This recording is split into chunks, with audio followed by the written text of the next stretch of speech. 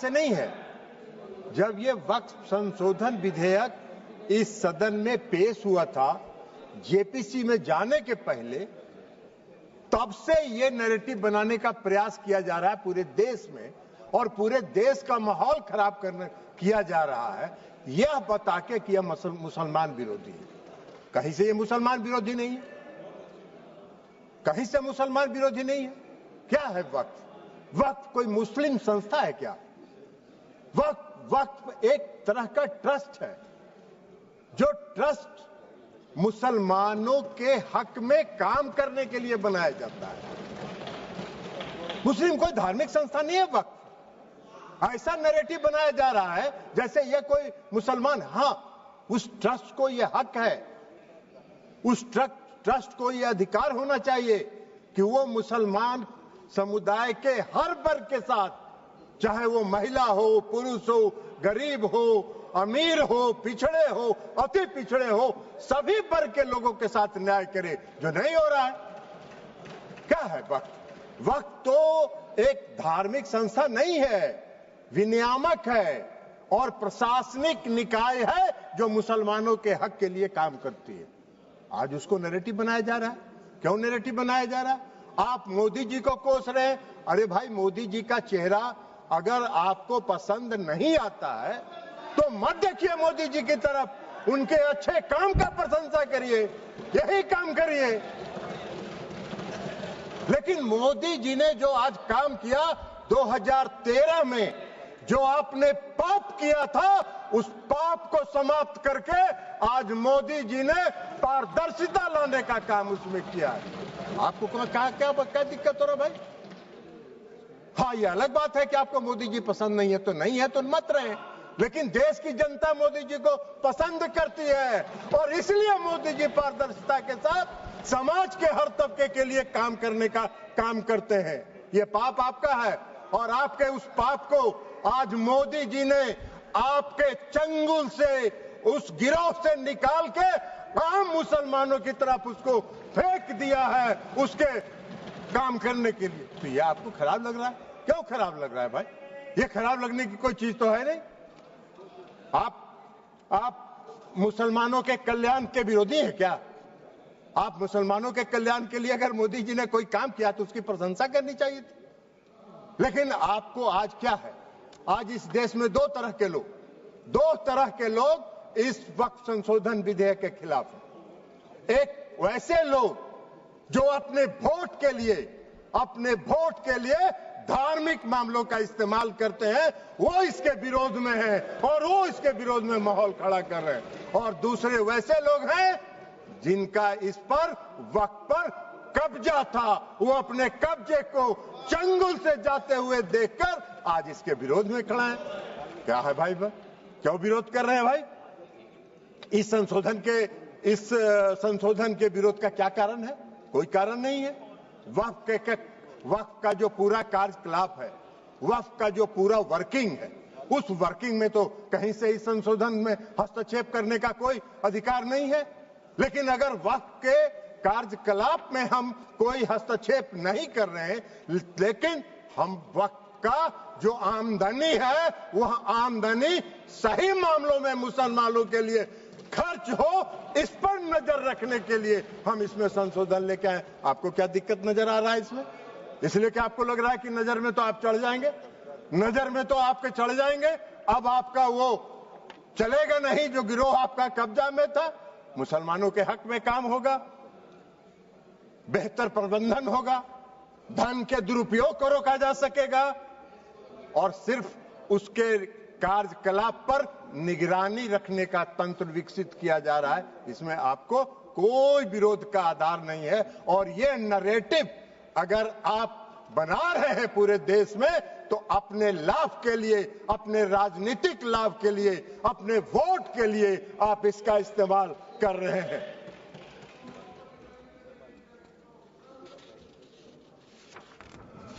सभापति महोदया, इस संशोधन से क्या होगा? इस संशोधन से सबसे बड़ा फायदा क्या है? आज मुसलमान समुदाय के अंदर ये नैरेटिव तो आप बना नहीं रहे हैं, मुसलमान समुदाय के अंदर पसमानदा समाज के भी लोग हैं। आप जरा बताइए हमको, पूरे देश भर का उदाहरण देके बताइए कि पसमानदा समाज का वक्त पर कोई है, वक्त में उसका बेचारे का कोई से है? कितनी बड़ी आबादी है पसमानदा समाज की, उसका कोई से है? आप पूरे देश में, आपके नेता, कांग्रेस पार्टी के नेता पूरे देश में चिल्ला चिल्ला के कह रहे हैं जातीय गणना कराइए, जनगणना कराइए। तो कराइए, तो मुसलमान के पसमानदा के आप खिलाफ कहां हैं? अगर उनको हक दिया जा रहा है और उनको अधिकार दिया जा रहा है। आपको बता देते हैं, आपको बता देते हैं, आपकी सेकुलरिज्म की एक कांग्रेस पार्टी के एक नेता का कल हम देखे अखबार में एक बयान छपा हुआ है कि जेडीयू सेकुलर पार्टी है, उसको देखना है। अरे जेडीयू को और नीतीश कुमार को आपके सेकुलरिज्म के सर्टिफिकेट की आवश्यकता नहीं है, उसकी आवश्यकता नहीं है। आपको हम एक बात बता देते हैं, सेकुलरिज्म की आपकी परिभाषा है समाज को वोट के लिए बांटो, भावना की राजनीति करो और वोट लेके देश पर राज करो और राज करो। यह आपका सेकुलरिज्म का परिभाषा है।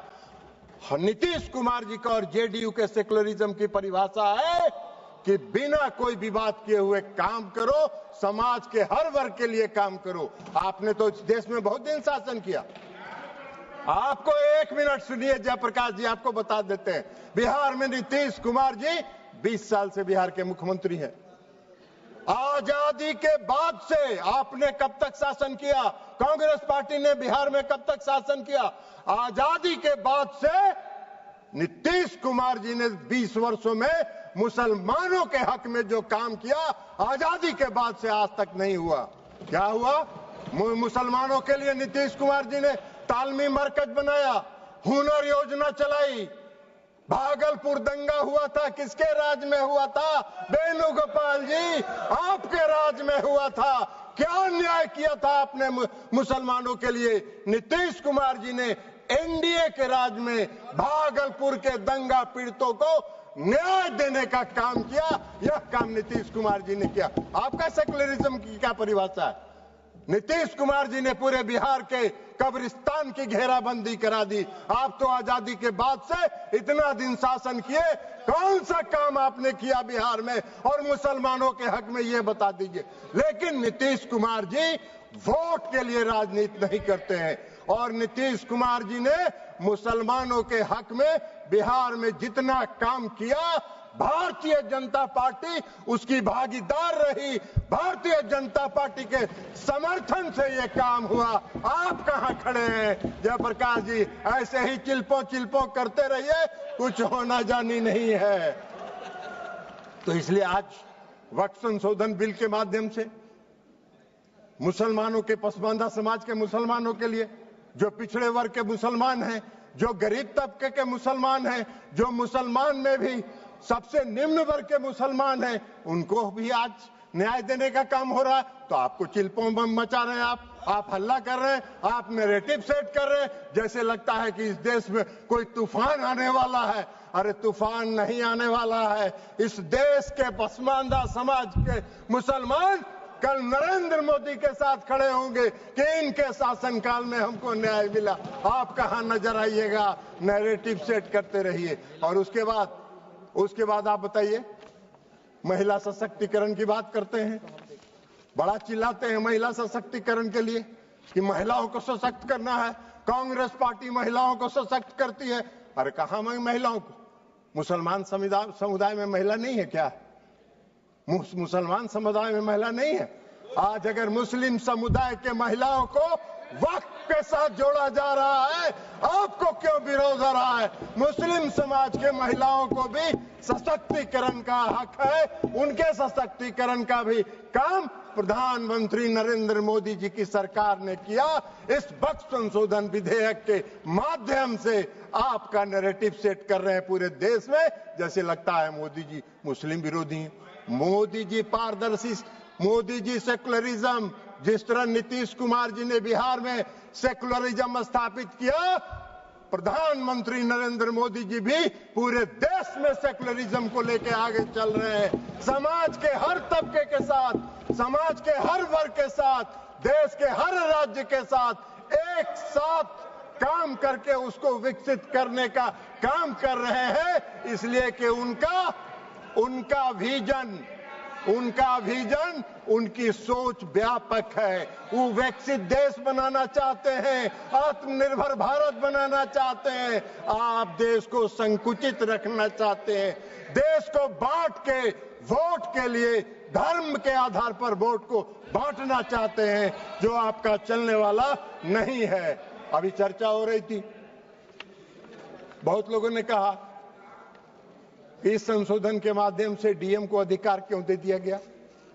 बहुत लोगों ने सिविल प्रोसीजर कोड तक की बात करी, हमको हंसी आ रही थी। सीपीसी से क्या लेना देना है? गाय का सील भैंस में, भैंस का सील सिंह जो है गाय में लगा रहे हैं। अरे भाई, इस देश में रेवेन्यू के रिकॉर्ड्स का कस्टोडियन कौन होता है? इस देश में रेवेन्यू के रिकॉर्ड्स का कस्टोडियन डिस्ट्रिक्ट मजिस्ट्रेट होता है, और डिस्ट्रिक्ट मजिस्ट्रेट को अगर यह अधिकार दिया गया था, कोई गलत नहीं था, लेकिन फिर भी आपने उसका विरोध किया।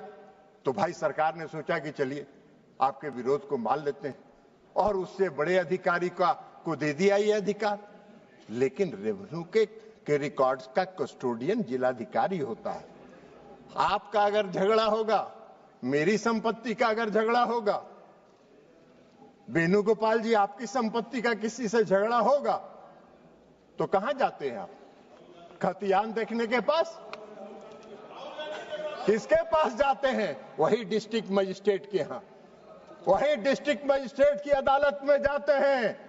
एक आम मुसलमान भी आज की तारीख में, आम नागरिक अगर मुसलमान का है और उसकी व्यक्तिगत संपत्ति पर कोई विवाद होता है, तो वो जाता है डिस्ट्रिक्ट मजिस्ट्रेट के यहाँ, और वहीं से उसको न्याय मिलता है। तो आम मुसलमान डिस्ट्रिक्ट मजिस्ट्रेट के दफ्तर में जाएंगे, उनको न्याय मिलेगा।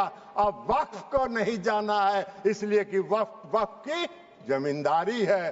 पूरे वक्फ की संपत्ति पर उसको समाप्त करने का काम, पारदर्शिता लाने का काम नरेंद्र मोदी की सरकार ने किया है। इसका स्वागत करना चाहिए, इसका विरोध नहीं होना चाहिए। अब आप कह रहे हैं कि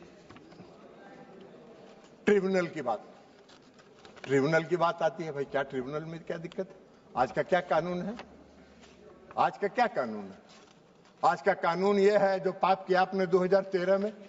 आज का कानून क्या है कि अगर कोई वक्त, जो सुबह में रिजिजू साहब मंत्री जी जो भाषण दे रहे थे, उन्होंने कहा कि धारा 40 को खत्म कर दिया हमने। बड़ा बहुत अच्छा, धन्यवाद के पात्र हैं किरेन रिजिजू साहब जी। इन्होंने सुप्रीम कोर्ट की बिल्डिंग को, राष्ट्रपति भवन की बिल्डिंग को, लोकसभा की बिल्डिंग को बचा लेने का काम किया। नहीं तो कल कह देता कि ये भी मेरा वक्त का संपत्ति है। भाई आपका कौन सा कानून है इस देश में? इस देश में ऐसा कहीं कानून होता है? कोई प्रजातांत्रिक, हम आजादी के बाद से इतने दिनों से इस देश को चला रहे हैं, कौन सा इस देश में ऐसा कानून है कि वक्फ ने जिस पर रख दिया हाथ, वक्फ की संपत्ति हो गई? अभी सेकुलरिज्म के इनके सहयोगी हैं, जिनके आजकल वेणुगोपाल जी, जिस पार्टी जो है जिसकी पिछलग्गू बनी हुई है, आज उनका भी वायरल हो रहा है। इसी लोकसभा में उनका दिया हुआ भाषण वायरल हो रहा है, जिन्होंने कहा है कि पूरे डाक बंगला चौक को पटना के वक्फ वालों ने कब्जा करके रख लिया है। सख्त कानून बनना चाहिए और उन लोगों को विदा करना चाहिए। तो यही तो आपका है, यही आपका है, वायरल है। जरा बाहर निकल के वेणुगोपाल जी देख लीजिए, नहीं हो तो बोलिएगा हम भेज देंगे, मेरे पास भी है, हम भी भेज देंगे आपको, देख लीजिएगा। तो आप वक्फ की संपत्ति को अगर आज समाप्त कर दिया उस धारा को, तो बड़ा बढ़िया काम किया। हम धन्यवाद देते हैं रिजिजू साहब के, जिन्होंने इस देश को बचा लिया और इस देश के कई लोगों को इस शिकंजे में फंसने से बचा लेने का काम इन्होंने किया है। इसलिए हम उनको धन्यवाद देते हैं। अब ट्रिब्यूनल की बात है, ट्रिब्यूनल में कोई ट्रिब्यूनल का कहां क्या था भाई? कल इस कानून के तहत ट्रिब्यूनल में जाइए, ट्रिब्यूनल में जाके आप साबित करिए कि वक्फ का संपत्ति नहीं है, ये मेरा संपत्ति है, और उसको 5 साल तक 10 साल तक ट्रिब्यूनल सुनता रहेगा, और एक बार ट्रिब्यूनल फैसला दे दिया कि वक्फ वाले सही है, अब फिर कहीं नहीं जाइए, फिर उसी में रिवीजन फाइल करिए। यही तो आज का कानून था, जिसको खत्म करके इस सरकार ने पारदर्शिता लाने के लिए सिर्फ